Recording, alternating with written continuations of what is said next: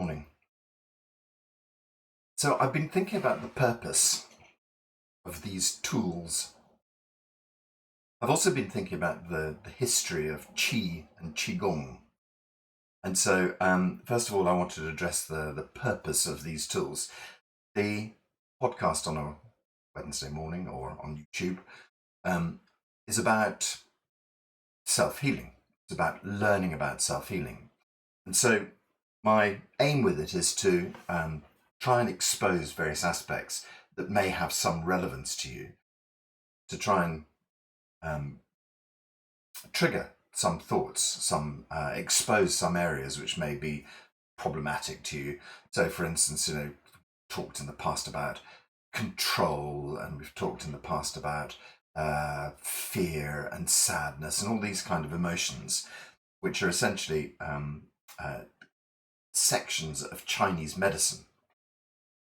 So the idea has been to expose these sections of Chinese medicine to let you see how perhaps they may relate to what's going on for you, to change thought processes in your head, and to allow you to start to unbutton the things that hold your own particular syndromes in place, as it were.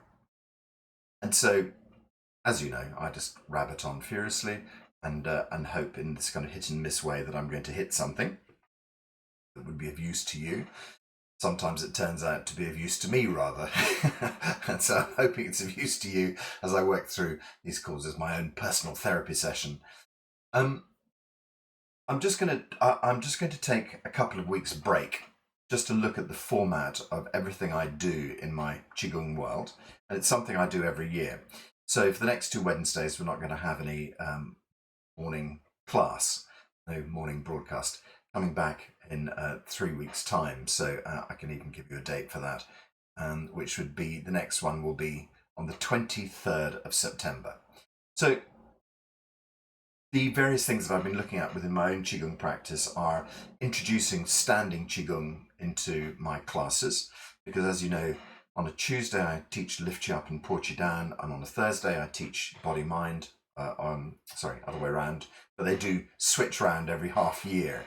The process changes, and so and then here we do healing.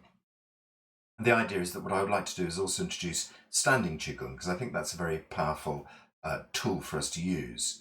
So that may well arrive on the end of my Thursday evening class, which will see where that fits, possibly the Thursday morning one as well. I hadn't really thought about that, just arrived that idea in my head. But as far as the self-healing goes, the format probably won't change, but I'm just going to give myself a small break there to assess everything in my Qigong world. And so that's the sort of the notices, as it were. But also, I've been looking very much at the structure of Qigong as a whole and the purpose of Qigong, and somehow that's taken me back into the history of Qigong. So this morning has a kind of an element of a history program in it, about Qigong. And I want to thank very much various different authors, Zhuang and Ken Rose, who wrote an amazing book called A Brief History of Qi. If you've ever seen that, it's amazing. A very, very good book that leads you through Qigong. But also just to gather from my medical Qigong experience and from everything I understand about Zhineng Qigong. And so it's kind of odd that the last in this series of, it actually turns out this is the 20th of my podcasts, the last in this series of 20 podcasts turns out to be where I should have started 20 podcasts ago. But it's taken this process of 20 podcasts to kind of get to this point where I've thought, let's look back at the roots of what it is that we're doing here. Why do we bother with this? And hopefully, as I go through this, it may, engender some questions for you guys who are live online. And you might, you feel free to put them up in the chat box, and I'll try and feed them into what we're working with.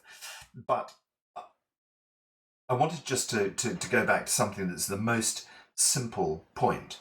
And it's very interesting for me that in all of my work with Zhineng Qigong, there is very little that Dr. Pang uses about breath.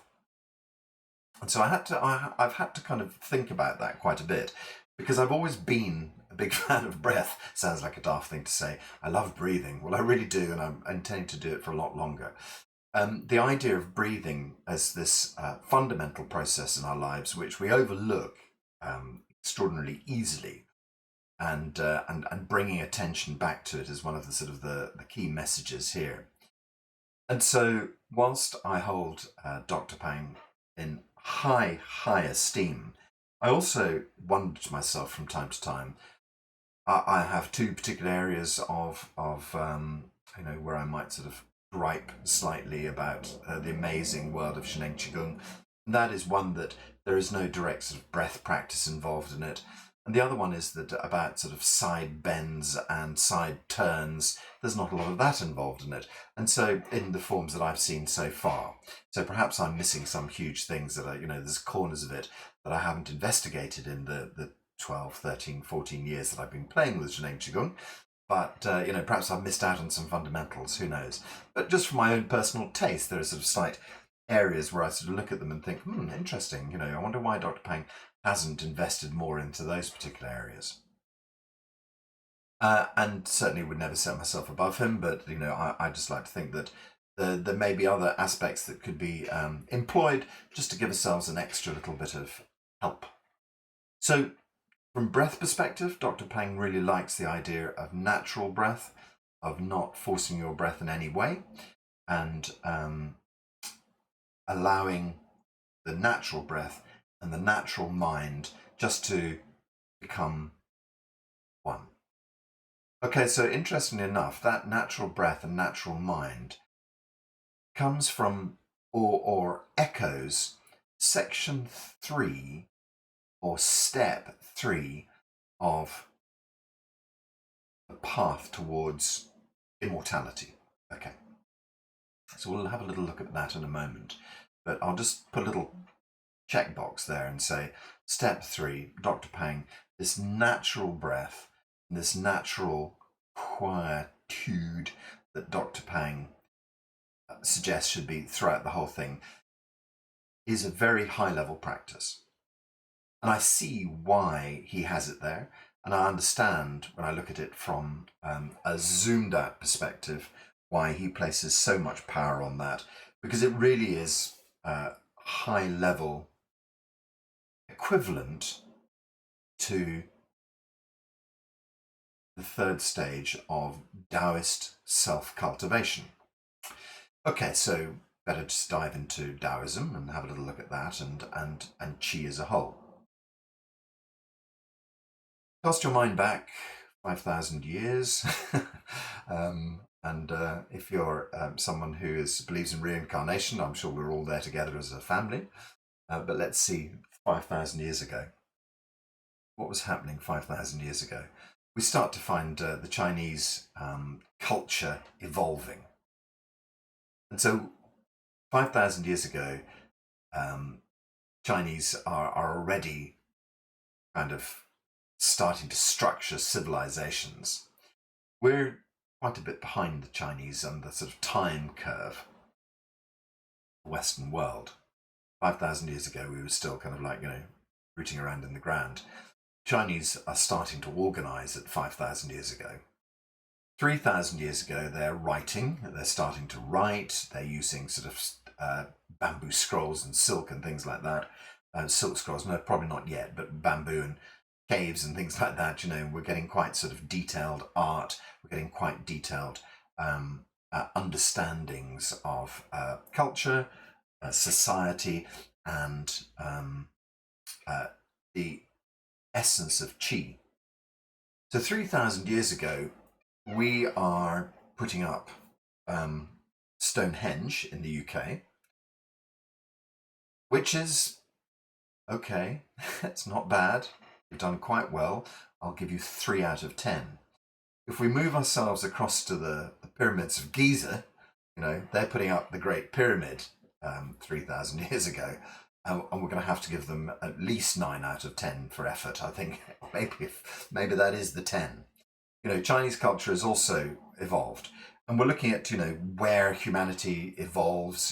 Humanity is sort of popping up all over the place, and you look at these marvelous sort of stories about migration, how at one stage the Earth was one large piece of Earth, and then it split into all its separate parts, and how might man have migrated across all of these, and so forth. But what we do realise is that further to the east of us, generally, across the board towards the east of us, man seems to be evolving faster. So we appear to have the idea that Mesopotamia, or sort of Central Africa, these are the kind of the bread baskets, and this is where humanity is evolving from, and then they might be radiating out from there. Although, to have it happen just in one place, I don't know. There are all sorts of interesting little sort of cultural notes as you work through these things. That one that I particularly noted was that, thousands of years ago, they're digging up, they're now sort of, exhuming burials where the people in China appear to be wearing tartan, which only turns up, 2,000 years later in Scotland as our idea. Nothing is ever new under the sun. And so, I sort of noticed that and went, hang on a minute, what, the Chinese invented tartan as well? And apparently golf, I was upset to see, everybody sort of says golf was invented in Scotland. I'm afraid that's absolute rubbish. The sort of scrolls of 1,000 years later, of 1,000 years earlier, of Chinese gentlemen playing golf up and down, football as well. It's kind of like, oh dear, right, nothing new. We always sort of lay claim to it. The extraordinary sort of claims the Western world has on, in finding things and inventing things.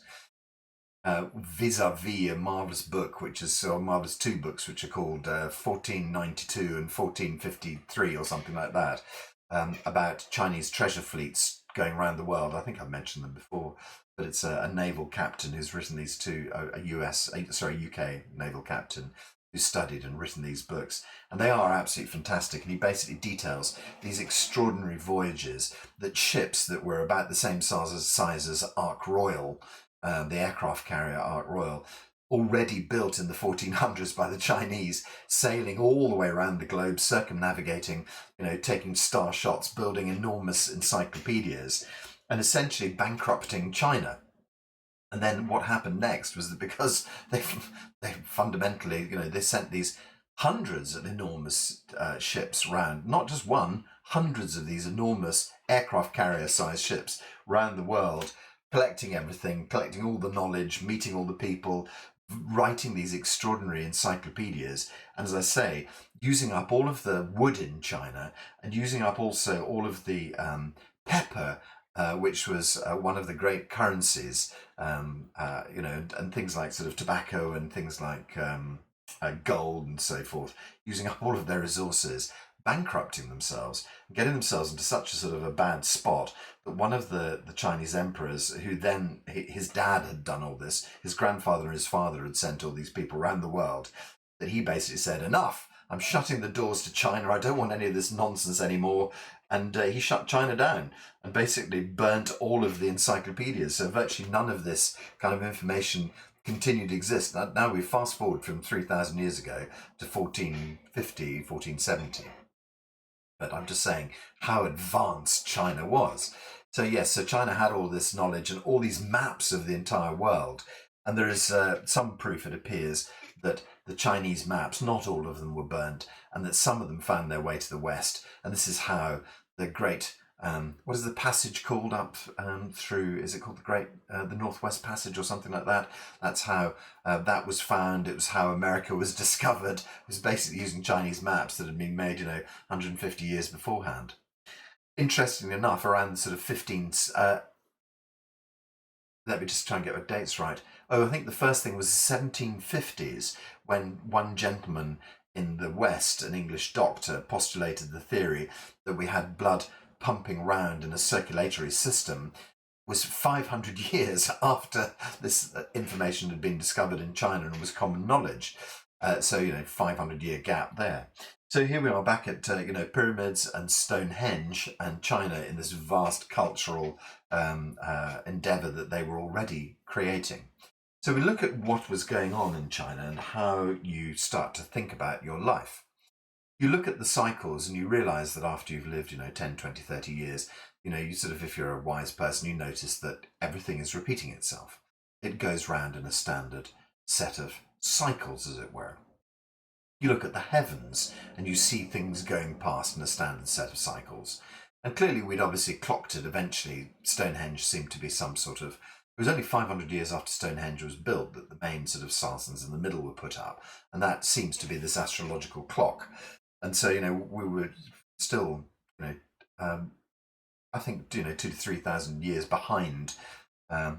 Interestingly enough, I discover also that the Bronze Age only arrived in Britain 500 years after it was in Europe. So, we've been lagging behind here in the UK quite significantly.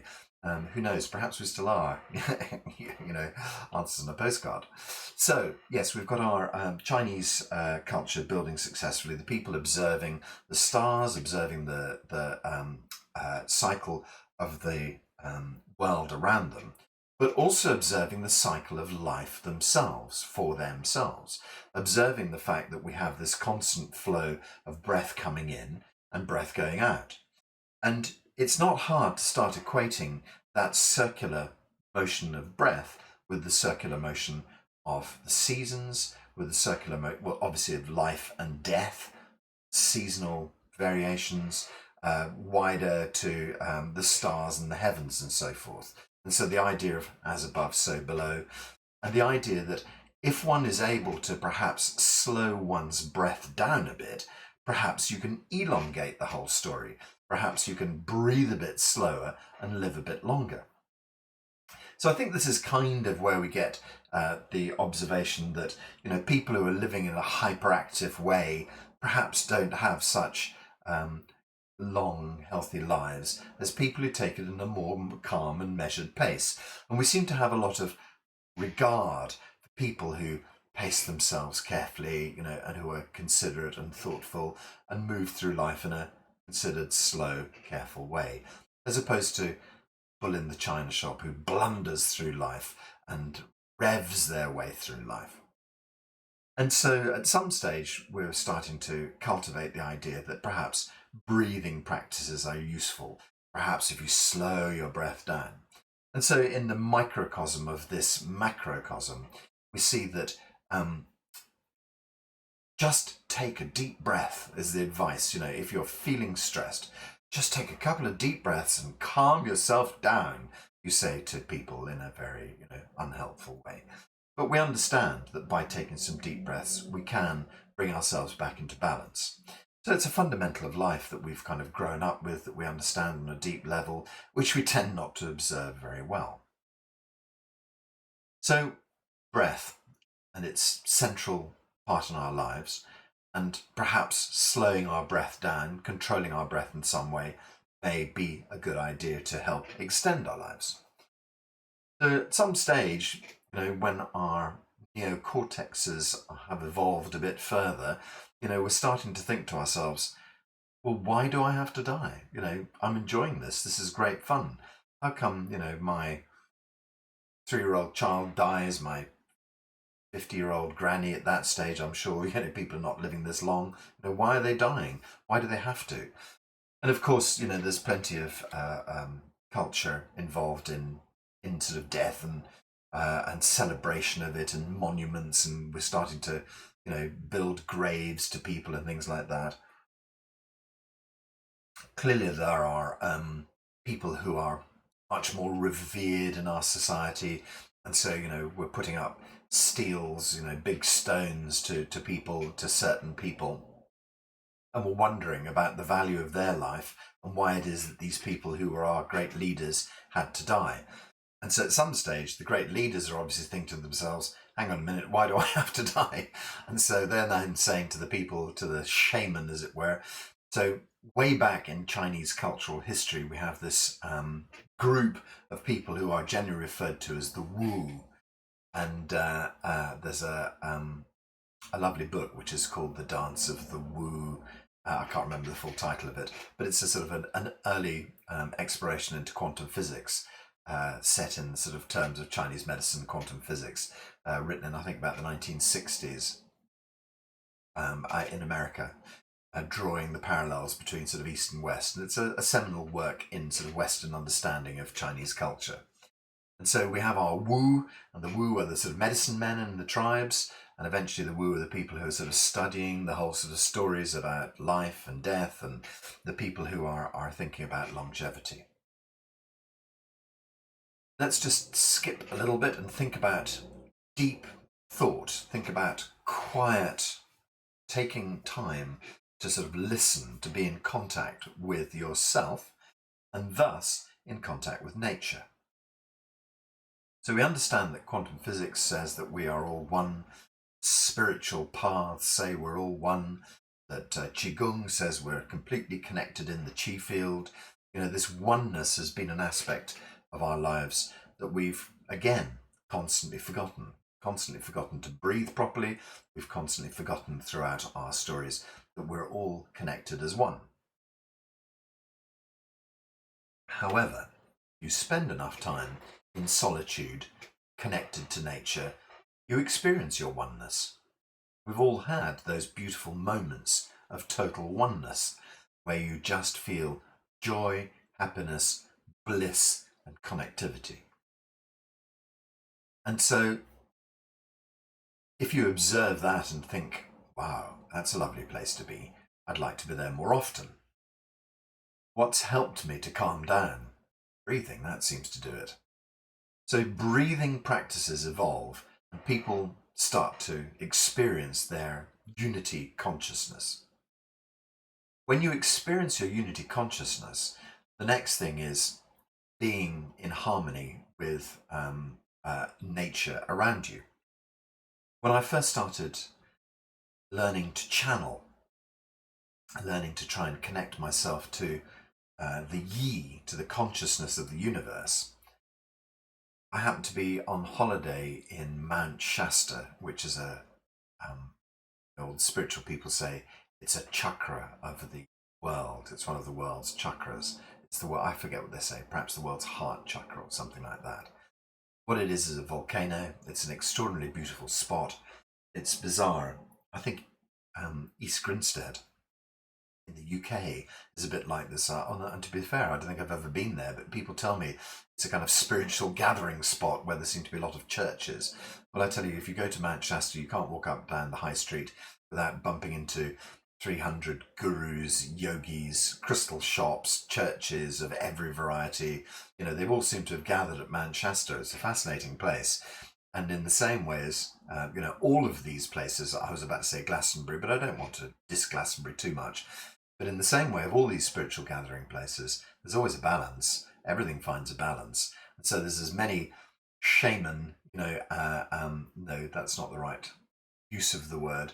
There are as many sort of tricksters and con men as there are people who are genuinely on their paths at different levels, layers, enlightenments, and so forth. And so all of these places have very turbulent kind of feelings when you go there. But I went to Mount Shasta and it turned out to be a really interesting place for me. We ended up quite away from Mount Shasta and we'd rented an RV, recreational vehicle. This was the size of a small lorry and fascinating for me to drive. Had 2 double bedrooms, television, microwave, satellite dish, all this sort of stuff. Sofas, shower and loo. Quite an extraordinary vehicle, really nice. And, it did about sort of 12 miles to a gallon or something like that. But of course, in America, they gas guzzle. They don't think twice about it. So picture the scene, having driven to the foot of the volcano, this beautiful snow-capped volcano, this fresh, deep, crisp lake, volcanic water, of course, but just about bathable, and us parked in amongst the trees in this sort of campground. And my first few days of sort of sitting in meditation, I was lucky enough for my wife and I to do shift systems, so she would sort of head off into the woods with the kids and leave me for an hour or two, and I'd do the same for her later on. And so the idea was just to sort of sit and see what, So I thought, right, okay, we'll do the traditional thing, try and sit cross-legged, which I don't do very well, but just try and find a nice spot in nature, sit cross-legged and see if I can meditate for a bit and try and run through the various steps that were suggested by Sanaya Roman and her guide Orin. They were this wonderful book which was called Learning to Channel, and that's what got me going in the first place. But essentially, the steps for learning to channel, doing air quotes for those people who are listening, not watching, is that you have to get yourself into a still space. You have to bring quietude to yourself. There's no point in having your shopping list whirring around in your head if you're trying to do something like that. And so it involves sitting, quiet, meditation, as seems to be the route for everything. And so I sat and quietly meditated and found myself completely blissed out in this beautiful, beautiful state. One morning I woke up and it was like a ridiculous scene from, a Disney movie. There was a little deer standing there about a foot away from me with its nose just about nuzzled against me. I was surrounded by rabbits and small birds twittering in the trees. It was like some crazy kind of Disney sort of moment. It's kind of, whoa, hang on a minute. Nature had come to me, come to see what I was doing. Okay, so in this quiet, natural state, I felt very at one with nature. I only had a few days to do that, which was lovely, and it helped me in my channeling experience. And I won't talk about that because I've talked about it before in other podcasts. The connection was what was really, really deeply important to me. So finding this deep connection to all there is. If you spend enough time living on top of a mountain in rural China, you're going to find that you're able to listen to your body much more deeply. So this is what Dr. Pang talks about as being paranormal experience. Sad, as I always note, I don't like paranormal, I prefer supernormal. Paranormal's got negative connotations. So you engender these supernormal abilities in your body. What do I mean by that? Some people become very powerful healers. Some people are able to walk through walls. Let's go for the extremes. There's these people who can apparently bilocate.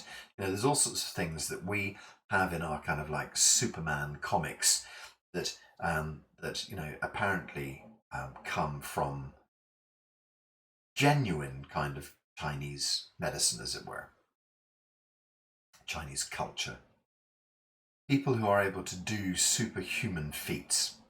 And so great, okay, so we have our building up of our abilities by sitting quietly, listening to the body, seeing what's going on inside. And from this, people also become able to observe inside. So perhaps your special ability, your super ability, is to be able to view yourself internally. And this is where the acupuncture system comes from, because people are able to understand, and also the blood flow and the understanding of organs and the connectivity. Some people with special abilities are able to bring an understanding to their own physicality. So they're able to map out the paths that qi move. If you sit there quietly enough, you can experience lower dantian really quite easily. It's not an amazing feat. It's just something that with a little practice, you can feel it. You can feel it warm. You can feel it in your belly. So it doesn't take much of an understanding for us to understand that if you keep cultivating this work, you're going to understand more about how the energy system works inside. Literally view inside. And so this remote viewing's not the right word, this kind of internal viewing is also something that people can do externally. So you find Chinese doctors who can diagnose by looking at you across a room. So we have this idea that we're able to understand more about how the qi works in our bodies. We're also able to understand more about how the qi of everything around us works. We see it fast forward to Dr. Pang's Medicine's Hospital, where they had the scientific kind of discovery unit, as it were. These guys were working away with, as I mentioned before, metals, minerals, increasing crop yields and so forth. Manipulation of the external world using their understanding of qi, their ability to penetrate into items using their qi and their consciousness to see what qualities the items may possess and how to manipulate those, as it were. So thousands of years ago, we've got people who are already cultivating these abilities. The foundation of Chinese Qi culture, let's say, comes from the discovery in the body that there is something that drives it. There's a very sort of simple story that says, the people who danced most around the campfire kept themselves fit. The people who didn't dance so much, who had led a sedentary life, didn't have such good health outcome. And so therefore, by exercising, people understood. I think that's a simplification, but I think it's a good one. I think we know that people who lead a sedentary life don't have such a good health outcome as people who are active. So I think what we have is people who are sitting, living quiet lives. They're connecting deeply with everything around them. They're understanding their bodies on a better basis. They've started to write about Qi, and Qi comes into Chinese culture thousands and thousands of years ago as a kind of a concept, as an idea, of the stuff of life, but also what moves the heavens around, what makes the wind, and all the sort of the effects that we see on Earth, and how that relates to ourselves. So the more you dig into what goes on inside your body, the more you think about how nature around you can help. And this is the root of Chinese herbal medicine. And so Chinese herbal medicine is one of the very sort of first things. I always used to think it was acupuncture, but actually Chinese herbal medicine is much older. And they're instinctively, knowledge of what plant is going to help you is a very, very old and basic idea. Animals know that they should, when a cat's got a tummy upset, or a dog, you see them out there eating grass, which acts as a bolus, to move things through their digestive system. So instinctively we know that some plants are going to help us. And then extend that idea. If that plant can help my tummy, what can this tree do? What can this tree do? And so we start digging into, what about the bark of this tree? What about the roots of this plant? And we start looking at all of these. And so for thousands and thousands of years, we have our Western, style herbalism, but that's, hundreds of years of work. In Chinese medicine, we have thousands of years of digging into every single thing and testing it, and I think testing it at a level of understanding which is much, much deeper. In other words, if you are able to see how your body works on a consciousness level, to see the functioning of your heart, to see the functioning of your veins, to check the beat of your heart and the depth of your breath, and then ingesting a small, tea made with silver birch tree bark, and sitting there and writing up what happens to you, and then comparing that with someone else and saying, I've tried this, what did you find? Oh, same for me. And then we start to find that, am I stretching when I say something to do with aspirin comes from birch trees, possibly? Anyway, that kind of idea that, by comparing notes, and eventually we have the structure of Chinese medicine starting to come together. China was a very disparate place for thousands of years, many little pockets of life and activity, but slowly we start to get, large periods where they're governed by families, big blocks governed by families.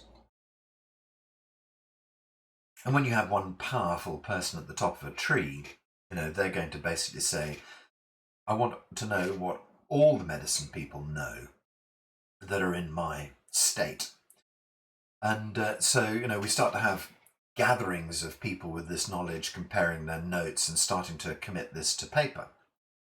And at some stage, clearly, the people, we go back to the question, the people who are at the top of the tree say, you guys know an awful lot about all the functioning of herbs and so forth. Why do I have to die? And then, please drop everything else you're doing and find a way to make me live. And so the question is, what herbs have done that? What functions in the body? So we have, at some stage, splitting of practices, where we find that there's one school of people who are looking for external elixir to lengthen their lives.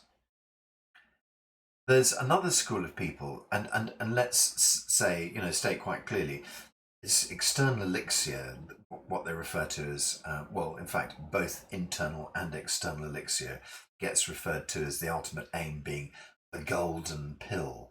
But whether it's a pill you actually take or whether it's a pill you build up inside you is comes in different varieties. So we have our Chinese alchemists who are looking for external elixir, and essentially, I think in an awful lot of cases, that may have been fatal. Ironically, it may have ended your life swiftly, or it may have degraded your life dramatically, and then leading to your end. However, as we go along, quite clearly, there are things that we hear about Chinese emperors using to, energize themselves, such as ginseng. Of course, ginseng is a famous kind of thing in China for, giving vitality and long life. Although it's interesting that we find that, some Chinese emperors who swore by ginseng, raved along at a great speed and then may have ended quite quickly, may have burned a bit too brightly and then snuffed out at a sort of slightly earlier age. So, I think there's a price to pay for these things. And of course, if you look at that, from an alchemist perspective, you think, wow, he raged through as an amazing leader, but did come to a swift end. How do we fix that problem? And so then you sort of say, right, not just ginseng, boss, perhaps there's other things to look at. And so we start to get sort of, decoctions where we add things together. And as we know from Western medicine, adding things together creates different things. And so, in chemistry, we have the problem that if you start taking this and then you add this as well, you may well be taking this for your liver and this for your heart. But the truth of it is, when they combine, both of them might be making a substance which is going to destroy your kidneys.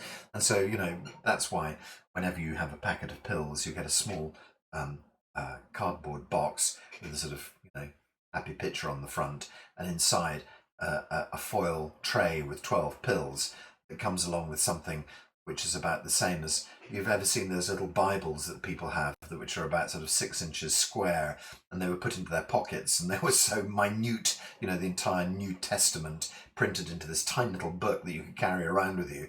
Those are the same sort of size. It's about the same length of writing on most of those sheets that come with the pills. And there's about 73 chapters you can read there. You have to use a sort of microscope to read the small print, which essentially says, if you take these, they're going to kill you. Or they may kill you or drive you insane, kill your sort of, sexual drive and destroy you mentally. But, should work on your, big toe quite nicely. I jest. I don't jest. You know me. So yes, known side effects of mixing herbs together. So we have our, herbal story where people are desperately trying to create the elixir which is going to lengthen people's lives. We briefly touch on to the gentleman who lived to apparently to be 247 years old. I think we mentioned that story last week, but he was a herbalist, well known in China. And the nice thing about it is we have the record keeping people who we can find the records in his municipality for saying, Mr. Zhang, who lives at number 9, Wong Street, happy 100th birthday. Mr. Zhang, who lives at number 9 Wong Street, happy 200th birthday. And then we had, the sort of the people who say, yes, I still remember him. Or my dad always used to talk about him. He lived at number 9 Wong Street, etc., etc. And so we have this kind of verbal thing that echoes right out into today about people who still have memories of this herbalist, who apparently travelled all of China. Was a Taoist master, did his exercises, did his herbs, and apparently lived to be 242 years, 247 years, whatever. I can't quite remember. And so, herbal elixirs for life, external medicine for life. And the potentiality for that, for experimenting with that external medicine for it to kill you stone dead. There's also that to be taken into account. So one path splits out looking for the external elixir. Another path splits out looking for an internal way. So all the way along in our Qi study, we also have essentially Daoyin. So Daoyin is a forerunner of Qigong. Daoyin essentially refers to exercise practices, things you can do. So that in itself splits into two kind of paths. There's Neijing, which is kind of internal exercises, and the external exercises, which we have, Qigong. Daoyin is, I think, the external exercises. And so Daoyin is what exercises can you do to help yourself? Neijing and Neijing, Neigong, sorry, Qigong and Neigong. I've got my terms mixed up there. Neigong is internal energy work. And so this is where Daoism really sort of starts to build itself.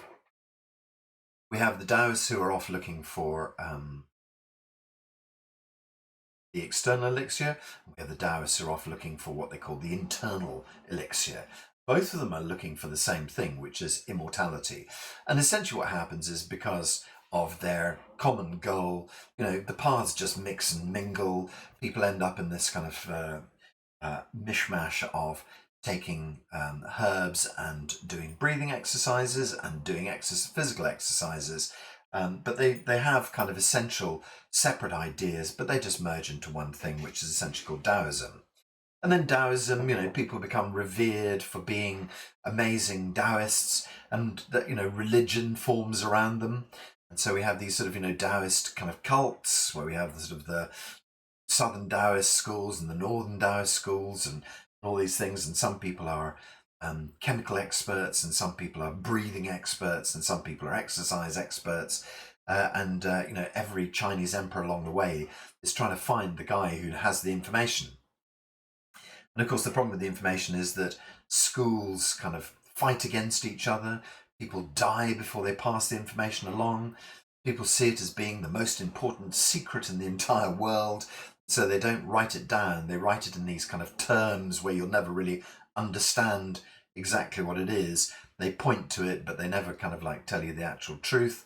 Because the truth of the matter is that these exercises and these decoctions and these things are pretty dangerous, and even the internal exercises are pretty dangerous. And it's much better that you cultivate yourself in this way by having someone help you, by having someone who's already made it through the journey safely, help guide you step by step, day by day. And so this is why, there are sort of Taoist masters that you can go and sort of, perhaps go and live with in China, or go and live with in Sumatra, or wherever it might be, to help you guide you. But the other question is, do you want to live to 247 years old? And I think Dr. Pang has been very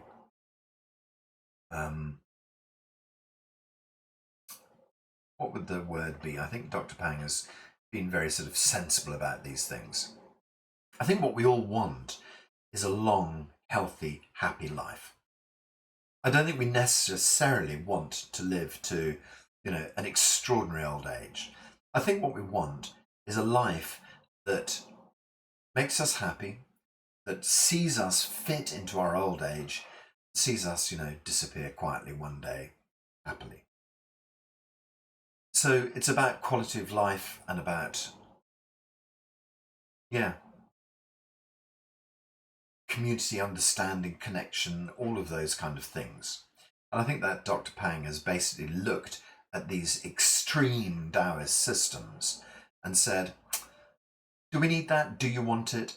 And I don't think he's entirely ruled it out, because essentially his practices will lead you to ultimate consciousness if you work hard enough, if you work, and perhaps that is it. Will your body continue forever if you do Zhineng Qigong? Probably not. Are there Taoist practices out there, or Buddhist practices, or Confucian practices that can make your body live forever? I believe so. I think that the journey is fraught with danger. I think that the um, understanding is vague and patchy, and that you can find yourself off with some charlatan.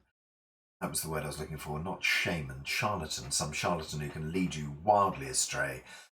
The chances of you actually making it through to living 200, 300, 1,000, 10,000, there are some extraordinary stories about people who've lived 20,000 years. So in India, Babaji apparently has been on this earth for 20,000 years, his followers say. Yeah, well, take whatever wish from that. So I think that, Zhineng Qigong is a very altruistic system which will allow you to be healthy and happy and live a long, healthy, balanced, happy life and find your way to enlightenment or some deep, comfortable state of understanding of the universe. And who knows what you can do with that. Our internal guys are Taoists who are searching for the internal story. Most of their practices start with stillness and deep breath. It's kind of taken for granted in all of these stories that what you're going to do is your Qigong, that you're going to keep your body healthy. You're going to do stretching and bending. You're going to keep your body open and mobile. You're going to keep the Qi flowing. So it's kind of taken for granted, underscoring everything that I've said here, that there's no point in sitting on your ass doing nothing and hoping that your path will eventually lead to, this life of 10,000 years, or even 150 years. I think the most important thing to do is to understand that all of these people have kept themselves lean, well, stretchy and bendy. So Qigong is a given. It's what you put on top of that pedestal, which is the next step. So building the internal system has been a big Taoist story for many years. And essentially one of the key practices, we'll just tip just gently into the golden flower of life. The Golden Flower Meditation is a lovely set of books by J.J. Semple. His first book is called Deciphering the Golden Flower. And of course, 9 times out of 10, if I mention a resource in this conversation that I've used, it ends up on my resources page on my website. So I'll just quickly plug quantumqigong.co.uk/resources. And that will take you to my books, videos, blah, blah, blah. And there you'll find J.J. Semple's books listed. Each time you purchase something from my website, I get a little credit at Amazon. So if you're thinking of buying something, use my website. Thank you. J.J. Semple, his story, I've mentioned him before because it really inspired me. Gifted scholar, gifted sportsman, one day has an accident at school, and it's rather a hideous one. A massive kind of splinter comes off a piece of wood and goes deep into his foot. And for some reason, he's too scared to tell anybody about it, and he gets most of it out, breaks it off, and goes to the sanitarium. And I think if he's anything like the sanitarium, the nurses I had at my school, they used to sort of scrub wounds with carbolic soap and a scrubbing brush, things like that. So I can imagine why he wasn't rushing to get any help. The upshot is that he thinks that this massive splinter, or my interpretation of his story, is that part of the splinter has stayed inside his body as he grew up, and it's kind of overstimulated, perhaps 1 or 2 acupuncture points in his body, and it's total or blocked pathways, energy pathways in his body, and from that day forth, he suddenly starts to lose his coordination, his concentration. He becomes he has to move from school to school. He becomes a difficult child. He has all of these problems, and one of his great loves was music, and he becomes unable to syncopate music, and so yeah, it's a sort of a train crash. He then sort of drops out of school and ends up at some stage in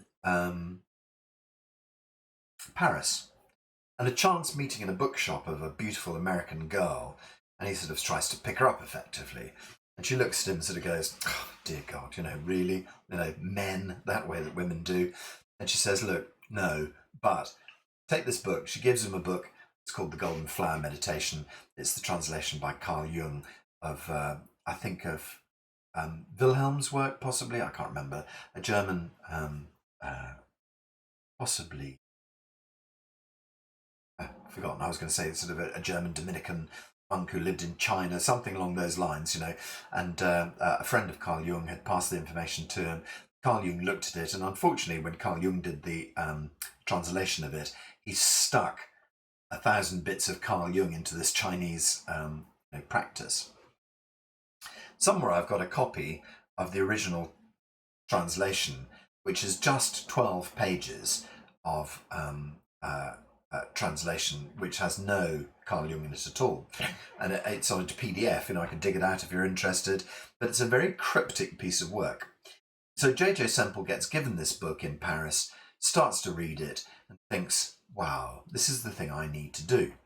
So he starts to work on it, and it's just a breath exercise. I'll give you a spoiler straight away. He decides that it's 4 breaths in. Breathe in. 1, 2, 3, 4. Pause. 1, 2, 3, 4. Breathe out. 1, 3, 4. Pause. 1, 2, 3. And that's it. It's a square breath, if you like, rather than a circular breath. 4 in, 4 pause, 4 out, 4 pause. And he starts to go to it. He does this breathing every moment of every day. In his meditation sessions, he's doing the breathing. In his walking around Paris sessions, he's doing the breathing. He starts to have massive chi reactions. His life folds in on itself and starts to rebuild itself in different bizarre ways. Relationships crash, things change.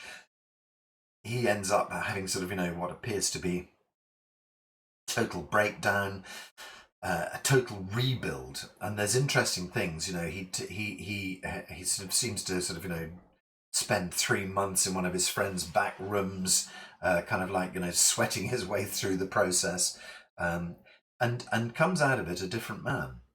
And it's interesting because he's been teaching, as he refers to it, GFM, Golden Flower Meditation. He teaches on the internet, plenty of websites, go and have a look at his website. But his first book, which is called Deciphering the Golden Flower, and second book, which is called Golden Flower Meditation, I think, and then the third one, Backward Flowing Method. He's got all sorts of books about it. But in its essence, I've described to you the whole thing. He goes through it for 100 days, goes through it for years, in fact, and it changes him entirely.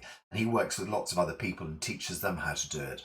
And he has some before and after photographs, and you can actually see that people have physically changed. Sometimes their faces change, their stances change, their bodies change, because they've got into this serious breathing. They heal themselves of all sorts, all nature of ills. And his most interesting discovery is that he can suddenly play the saxophone in time again. He was a jazz musician who couldn't play, and everybody used to sort of think, oh God, it's him. He just can't keep up with us. He doesn't know he can't keep in time. And then suddenly he blossoms into a great musician as well. And suddenly his timing comes back and, everything changes. So Golden Flower Meditation comes from ancient Chinese understanding of breathing, the ancient Chinese document, and so that was discovered by Carl Jung, comments on it, and now J.J. Semple comments on it in a much more meaningful way in my breathing methods. Briefly in Neigong, internal Chinese energy work, you breathe the qi up the back of your body, all the way up to the top of the head. You breathe the qi down the front of the body, all the way down between your legs. So there's this essential kind of circuit that runs around the body. In Qigong, you'll often hear me referring to the 3 passes. Essentially, one of them is tailbone, and I'm just desperately trying to Guang Wei Lu Guang. Weiluguang, I think it is, which is the tailbone pass, essentially, which is essentially a place where qi can block in the lower back. And then there's the jade pillow, which is up at the nape of your neck, essentially, which is the upper pass where qi can easily block. And we're very familiar with kind of upper neck pains there, lower back pains, upper neck pains. And then the rest is kind of the next pass is the sort of the spinal column, the mid back, that kind of area, which is the third of the passes. So this comes from Taoist breathing techniques. So essentially what we're doing is we're breathing the qi cleanly up through the tailbone, breathing the qi cleanly up the spine, breathing qi cleanly through the nape of the neck and up. And then there are 3 gateways on the way down. Yin Tang, your third eye, the heart center, and the lower dantian, the energy center in the belly. So we breathe the qi down through these 3 passes, which are sort of, the idea is that the back 3 passes block much more easily than the front ones do, but the front ones are still there as well. So in the kind of internal elixir methods, what people are doing is they're imagining all this qi gathering in their lower energy field. They're circulating the qi up through the body and round, and this is golden flower meditation, which I've just mentioned.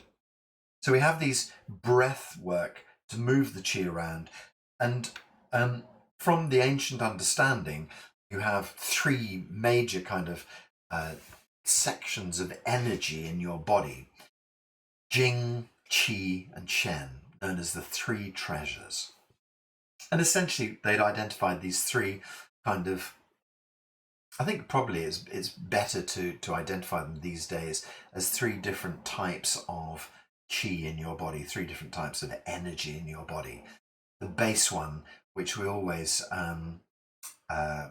connect with semen, sexual fluids, fluid in the body, is a very kind of solid variety of energy, if you like. Let's not say qi, that confuses matters. A very sort of solid, palpable version of energy. And if you think about sort of, in the reproductive process, semen, eggs, ovum, things like that, what we're talking about there is that, that is the essence that lights the life, the most powerful explosion, way beyond a nuclear explosion that creates a whole new human being.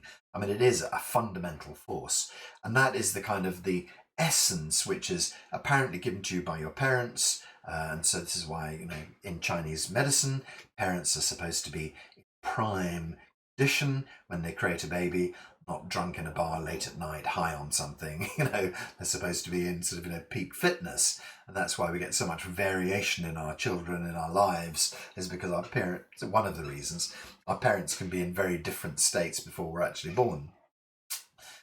There's just a tip of an iceberg about that whole sort of genetic, what we refer to genetic story. However, yes, this essence called Jing, sort of the building block of us and the sort of power of our lives.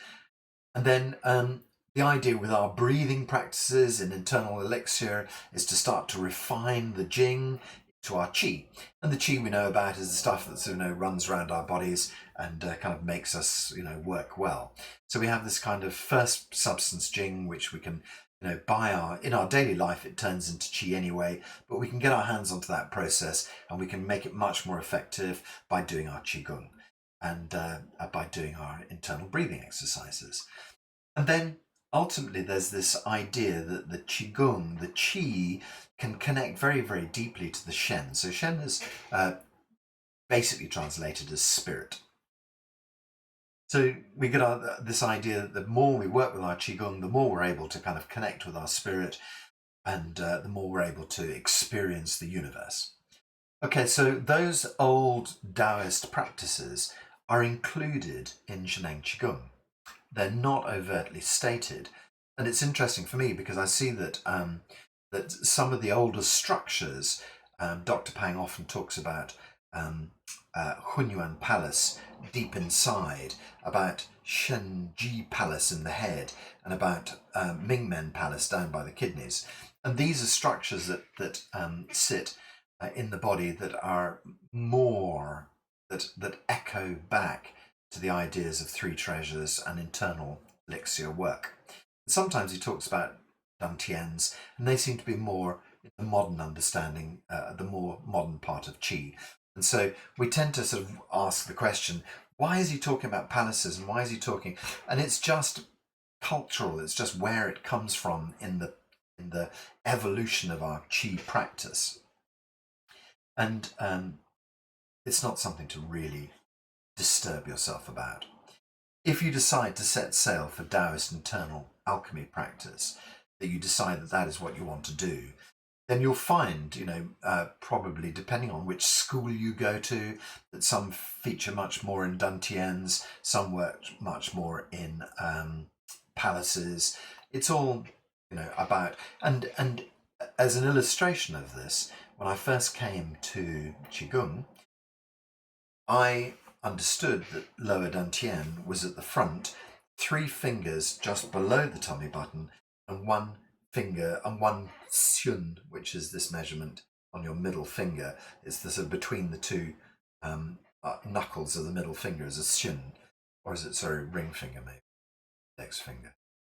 It's about length of between knuckle to knuckle on one of your fingers. I can't remember which. If you're an acupuncturist, you'll be shouting, I know, but anyway, sorry. But it was supposed to be just sort of, just inside from the front. Dr. Pang said, no, that's not where it is at all. I'm sighting it deeper into the belly, at belly button level. So for me, it was kind of like, hang on, how can that be in a different place? Find that because it's an energy field, because it's an understanding, it's not something that it's not like your heart. It's not like saying, actually, I'm going to move the heart and I'm going to have it down in the left hip. What? You can't do that. That's not possible. For a field of energy, for an understanding of an energy place, you can put it anywhere you like. So Dr. Pang moved it because he felt it was better sighted. And the reason that he's moved it was because of his internal alchemy, his understanding of his body. And I don't know quite where that came from. Possibly his master's master from a different school, also taught him that, or he divined that himself. Not sure. Have to chat to him. So we have the internal alchemy work where we're using the breath to flow qi around the body. We have the internal alchemy work where we start to build up these processes where we're moving our jing into our qi. We're taking the qi and connecting it with the shen. And then we fast forward to Dr. Pang and we discover that actually lots of these practices are unspoken but deeply embedded in Zhineng Qigong. And that effectively he's saying, don't spend the next 30 years trying to birth your immortal fetus. What you should do is you must spend, time just looking after your body, just trying to make it work. And you think, yeah, I like that. That makes sense. Rather than taking the complication of the whole thing, what do I want out of this? I want longevity. I want healthy. I want to connect to the universe. That's a great idea. And when you get all of those things together, you start to realize where Zhineng Qigong has grown from, where the understanding of qi has come from, where Zhineng has kind of like slowly arrived from, and then we have, we see the whole history of Chinese culture zoning into this moment where Zhineng has this approach that's been drawn from Daoism. We haven't even touched on the influences of Buddhism and Confucianism into this story. It's just how Daoism has kind of like, dissolved itself into Zhineng Qigong and to Dr. Pang. But Dr. Pang has studied all of those other things and all of Chinese culture and has brought them all together into this central space and has basically said, yeah, everything you need is here to live a long, healthy life. And so, our lives haven't been built on that. Our lives have been built on a Western model, most of us, which has been so far from, to be fair, let's say, to be fair, it's been so far away from most Western cultures that we've evolved. So occasionally, we have our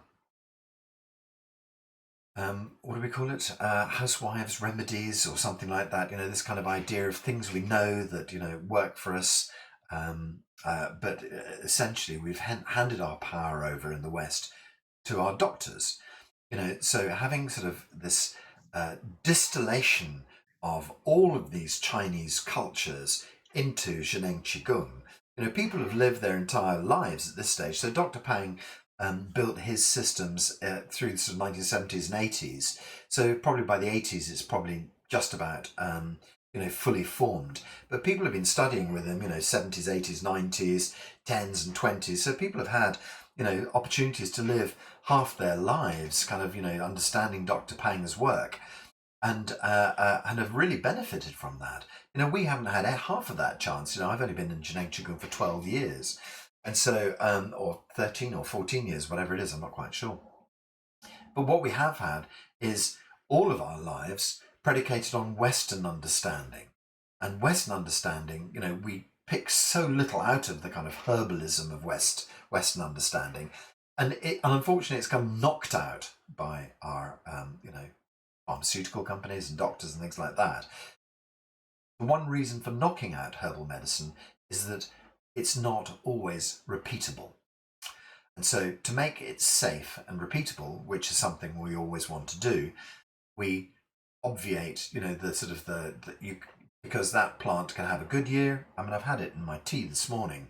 Last year's crop of Tie Guanyin green tea was stonking, and you could run the hot water through it 3 times and get 3 great cups of tea. This year's version of it, a bit weak and weary. By the time I'm on my second, washing through, I'm beginning to think, blimey, there's not much tea left in this. And that's just, who knows, climatic conditions, whatever it might be, time that, the tea's been picked. So variability has been taken out of herbal medicine, which is a good thing.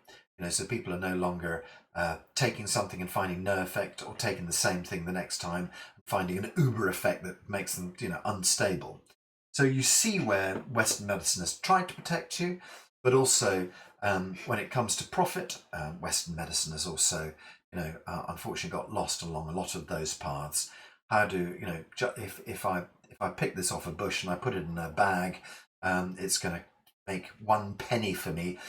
If I run it through my labs and do sort of strange things to it, it can make £10,000 a dose. So I'm going to do the latter, and that makes it suddenly no longer people's medicine, makes it for rich people. Blah blah blah. Off that soapbox. Yeah, so we have our Western medicine. We've gone so far away from the understanding of it, and unfortunately, we've piled stress into our lives in a way we've never lived before, and illnesses at the forefront. Chronic illness is at the forefront of the Western world now, whereas in China, they're only just starting on their journey to chronic illness. I heard a fact that by this year they were going to have 200 million cases of cancer, whereas in the past they must have had very few. They are catching up with us very quickly on some things, sadly. Okay, wrapping this session up, I wanted to give you the overview of Qi. I wanted to give you the history of Qi. I wanted to give you the path to it, why it might be a good idea for us to work our hardest with it. And ultimately, I wanted to show you, where it all sits kind of culturally, and then put the little cherry on top, which is just a reminder of La Qi as the most simple healing tool that comes out of Zhineng Qigong. So I wanted to run a La Qi session. I'm sorry, I had no idea we were going to that I was going to go on for such a long time. I hope you'll forgive me. But what I'd like to do now is just to run a 30-minute session of La Qi healing. The reason La Qi, is the zenith of it all, is the super simplicity of it. It's the kind of culmination of Dr. Pang's work.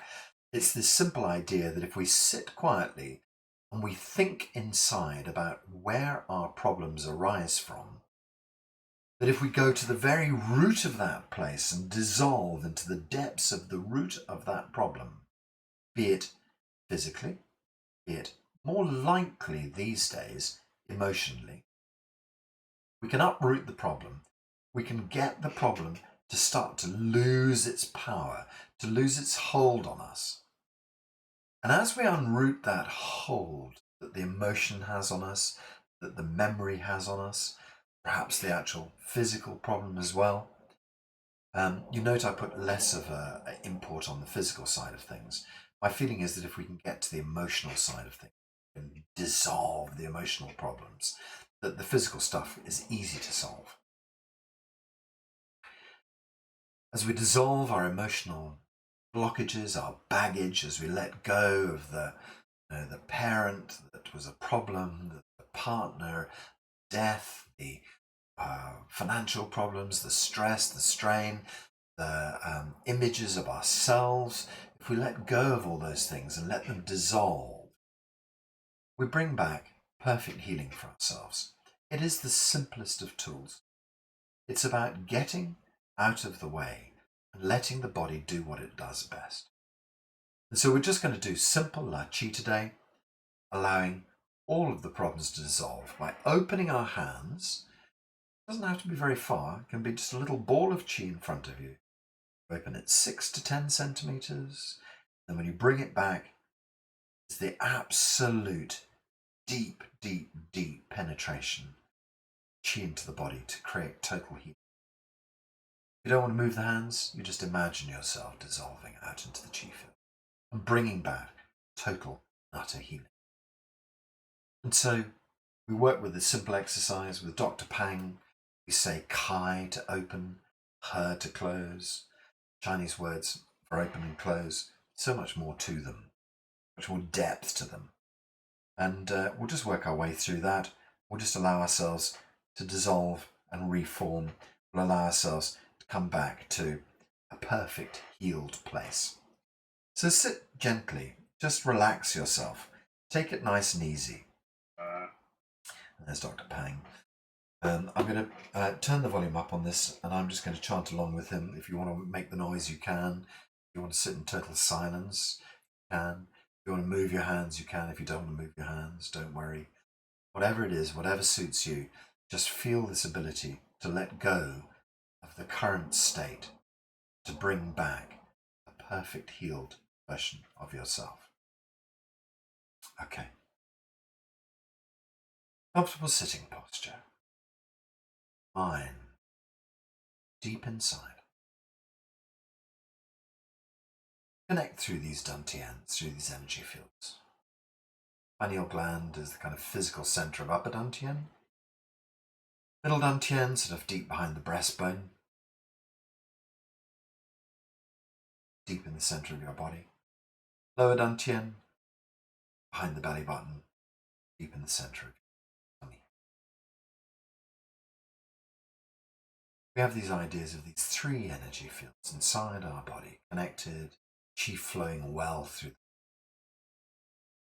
We don't need anything more complex than that. Just the simple idea of energy gathering in the belly.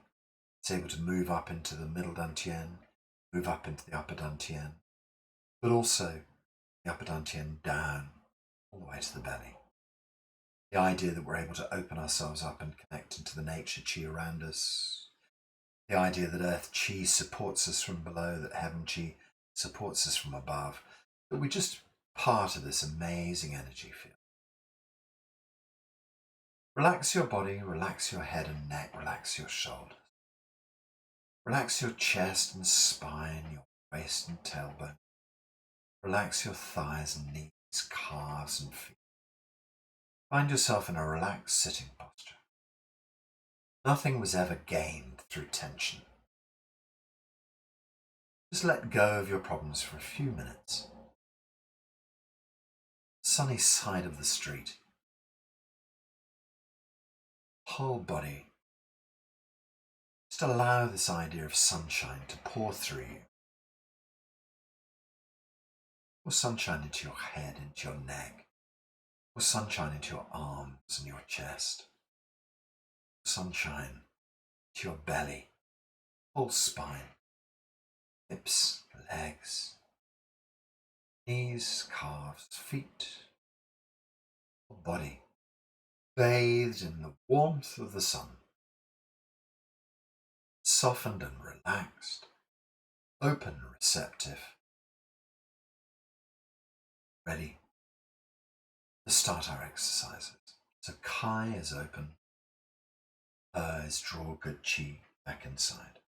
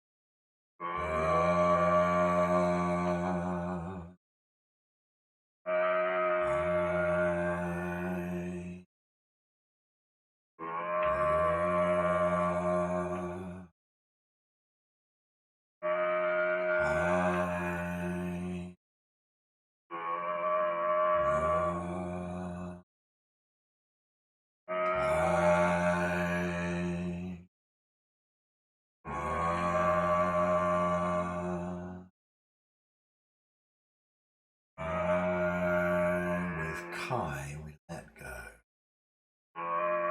With her, we draw chi back into the let your body open. Great chi floods inside. Body open, open, open. Draw amazing healing inside.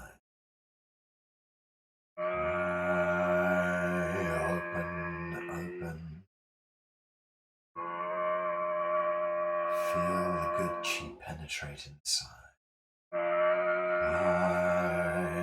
Open and imagine the universe. Imagine your own universe inside. Open past all of your personality and character. Let the chi flow into your body. Open past who you see yourself as. Chi pours deep inside. Open past family and friends. Let the chi pour into your life. Open past society. Let the chi pour into your life. Open past religion, state. Allow the chi to flow deep in. Open past your memories. Allow chi to penetrate every part of your life. Open past who you believe yourself to be. Let the chi flow into your life. Body open. Chi flows deep inside. Chi dissolving and open. Energy deep inside. Expanding out. Chi penetrate deep inside. Think of blue sky chi. Chi deep inside. Open into the blue sky. Chi healing. Blue sky chi. Healing deep into the roots. Opening out. So let's just do opening now. So pause for a moment.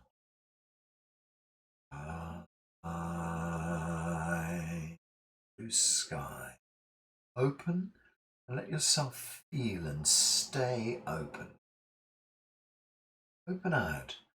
Just imagine, wherever you wish, you can imagine the solar system, you can imagine the universe. We've gone kind of beyond blue sky, out into the open, into the universe.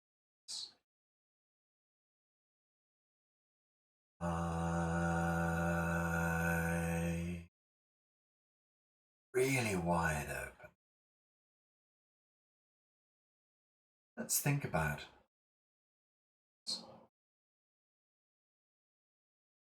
multiverses, any universes. You allow yourself to feel truly open. No more attachments.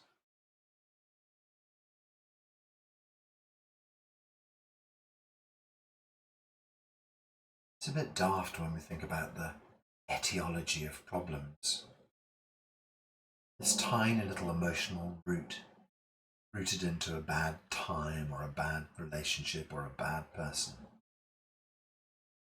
Onto it clinging this whole kind of chronic illness. And we think about the vastness of our chi bodies. Think about the vastness of our consciousness, its ability to connect out to the whole universe. We think of the vastness of our universe. Perhaps other universes as yet undiscovered.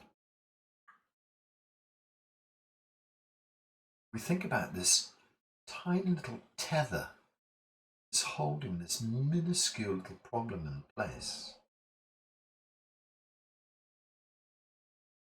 How do you want to pull it out? Do you want to snip this tiny little root, this little tether that's holding a little bit of you earthbound, stopping a little bit of you being truly universal?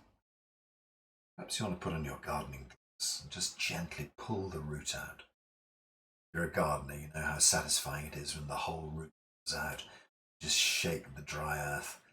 The whole plant is at your mercy. Just drop it on your compost bin for recycling.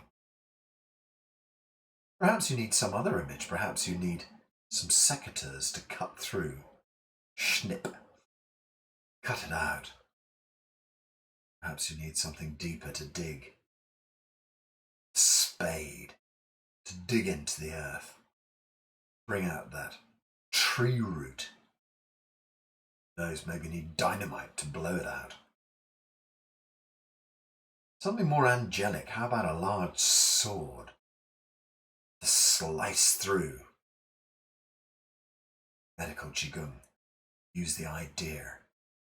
An angelic being, one who you like and who supports you, to kind of swipe their sword of truth through the root, severing this terrible pattern that's held illness in place. Perhaps you need to get more modern.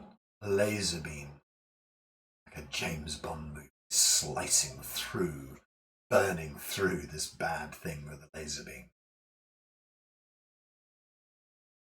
Chainsaw? Anyone? Hacksaw? Machete? Bazooka? Whatever it is you need, get into the roots of this. Perhaps you need to drill and mine underneath it, set some explosive. Or perhaps it just needs a gentle tug with your gardening gloves. Wherever you're at, visualize this tiny little tether. It seems to be a long, stringy, thin, dried weed that's holding some result in place, some little kind of illness of some sort. First of all, we see it on a universal basis. Then we think to ourselves, enough now. That's coming out. And so we're going to sever our relationship. You've probably done it half a dozen times already. But let's just give it one last sever, or perhaps there's a clump of roots that you want to sever. So just concentrate your mind on whatever tool it is you wish to use. And then just imagine raising this tool or wielding this tool, heading down towards the roots. Cut through, sever, deliver a fatal blow to this root. Triumphantly hold it up. 5 when you unform. Whoa. Interesting. Section 1. Who knows where that came from? Okay, we've cut through, sliced through, triumphantly holding our roots. What are you going to do with that? You're going to chuck it onto the composting pile? Maybe you want to throw it on the fire. Fire is a great thing. Cleaning. In this vast universal state, we take our root, take our problem, dissolve it into smoke, dispose of it appropriately. We turn it back to the earth, dissolve it. Recycling is a nice idea, because the truth of the matter is that nothing is ever bad. It just is what it is. It's just chi. So perhaps, burying it back in the earth, letting it recycle in some way, is a great way to do it. It doesn't have to be war, hostility, fighting. It's just a simple process. If you've plucked your weed out, returned it back to the earth, that feels like a healthy way to deal with it. Sometimes we need to get a bit more aggressive and feel we want to chop something. Other times, just let go. Sometimes it leaves a hole. Sometimes you want to energetically fill that hole. Lots of beautiful chi. So we're just going to use to draw universal chi back to healing, filling the hole, healing the root, whatever it would be. Let's take a gentle breath. Use her.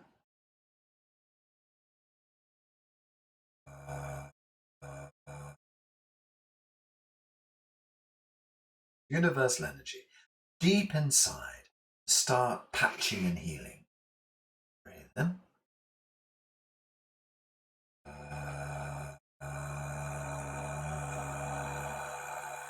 Send the chi deep inside. Total healing of this. Total healing of the space left by the root.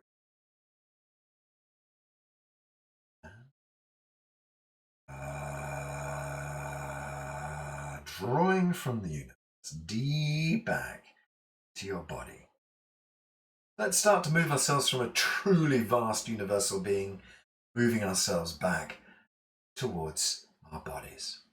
So from the universe back, we say,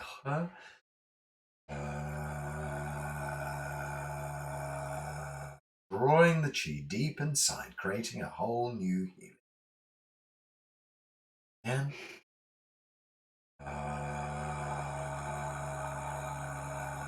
lets the body deepest, most fundamental level, chi. And then we're just going to lightly move back into Kai and Her, just to allow ourselves to have that lovely healing process again, just to feel the possibility of opening and closing gently, massaging and opening the chi field, allowing everything to take perfect shape.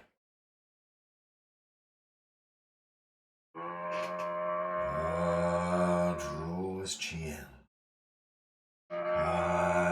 Like a breath, opening out into the universe. Universe flowing back inside of us.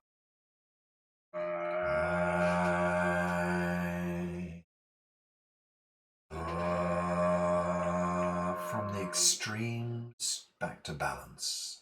Opening out. balancing back inside.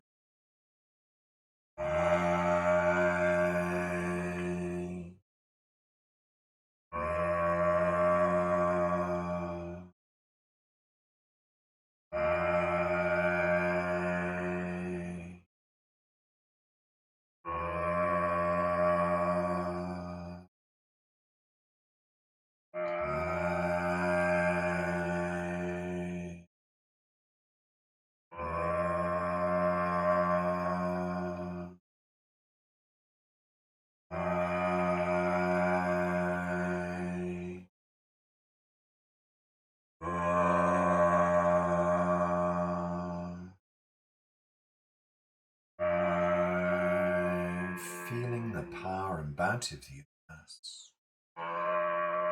Feeling the power and bounty of your body. You are the universe is deep inside of you. Open. Deep inside. Eyes open. Deep inside.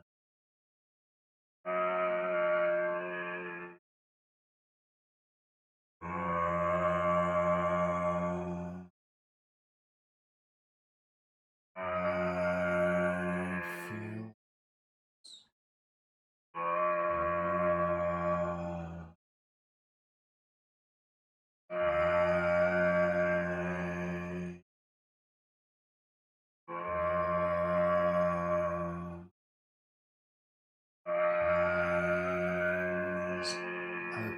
Open,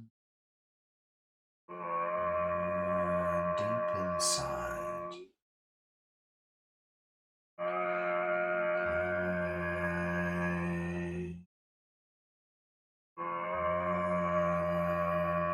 Just a few more times. Open. Feel your bodies in touch. Open. Feel your body's entirety. Just go a bit quieter. Eyes open to the universe inside of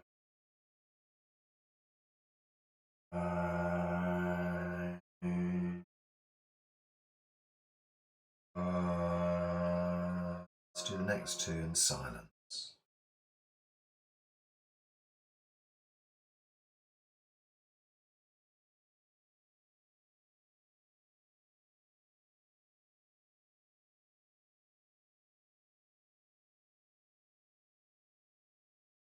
Sit here, a gentle, soft breath.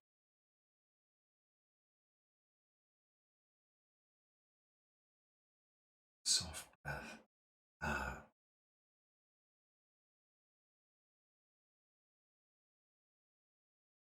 Through your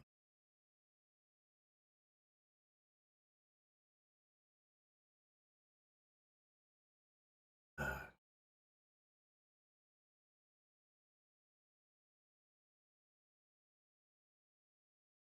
Breath in through your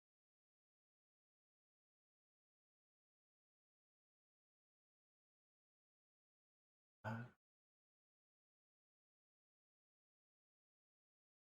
Soft circular breathing for a moment.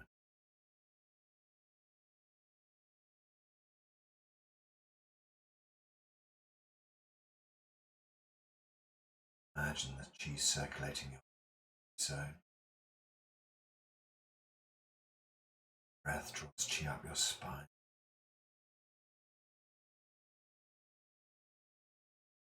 That breath allows the chi to legs,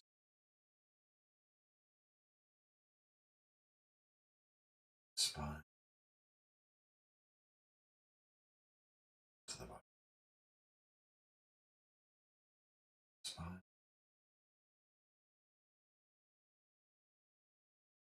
to the body. gentle breath circulating today. And the chi flows gently in the channels. All of the organs are filled with stays balance. Whole body merge with chi. Body open out into nature chi around you, heavens above you, earth below. Perfect chi.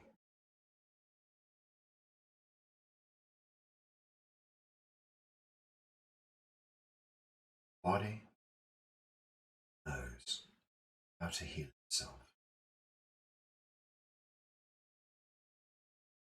Anytime dissolve pattern, second-hand self.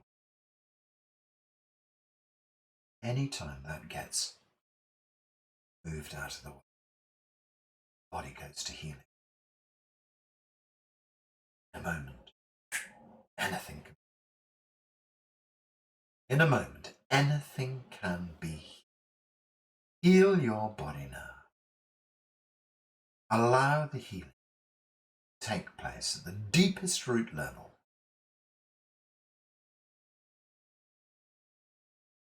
Heal your body now. Not tomorrow, not next week, not next year. Right here, right now. Perfect working version of you. Sound in the knowledge that the whole universe supports you. Sometimes our bodies just take little deviations. Just have to be gently corralled back, like a toddler wandering off, gently drawing it back and saying, no, this is the way. Be kind to yourself today. Just draw our hands to lower dantian. Let's just make little circles round lower dantian. It just kind of centers you, brings you back into dantian. Then we head the other way. And really focus ourselves deep inside. Draw the chi back.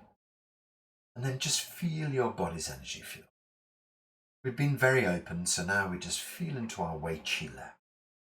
We know that it protects us, keeps us safe, viruses and bacteria, but also keeps us safe from energetic connections that are no longer needed. This is this weird thing when you start your spiritual journey, finding yourself losing connectivity to old friends. It's just because you're reimagining your connection to the world around you, remaking. So we rebuild our connection. Things around us change. Change inside. Everything around us changes. Be the change to see. See in yourself that you see in others. Haola, whole body healing right now. Haola, everything shifting right now. Everything good already. Everything fit. Everything improves. Just in a moment. Ah. Okay, great. So we can just slowly open our eyes, put a big smile on our face. A little bit of stretching. Wow. That was a marathon. Well done, people. Sorry. Hope you've enjoyed the marathon session. As I say, marathon this time because we've got a couple of weeks off. I was just going to say, I may put some other things onto YouTube. So if you're not subscribed to my YouTube, please subscribe to my YouTube channel. And if I put anything up, you automatically get a notification. I'll see there may be other things that I want to add, which are not strictly as part of our Wednesday talk. What we need to do now is to say haola. Everything is good already. So I shall unmute you if you haven't done so yourselves already. Participants. Hello. Very good. We'll say howla together. Hands in the air. 1, 2, howla. 1, 2, howla. The last time. 1, 2, howla. Lovely. Thank you very much, everyone. Thank you. Lovely to be with you this morning. It's a pleasure. Great. Good. And the normal classes keep on going. Don't worry about that. It's just Wednesday. It's being adjusted and maybe some additional things being added. So very nice to see you all. Bye. Thank you. Bye. Bye. Bye. Bye.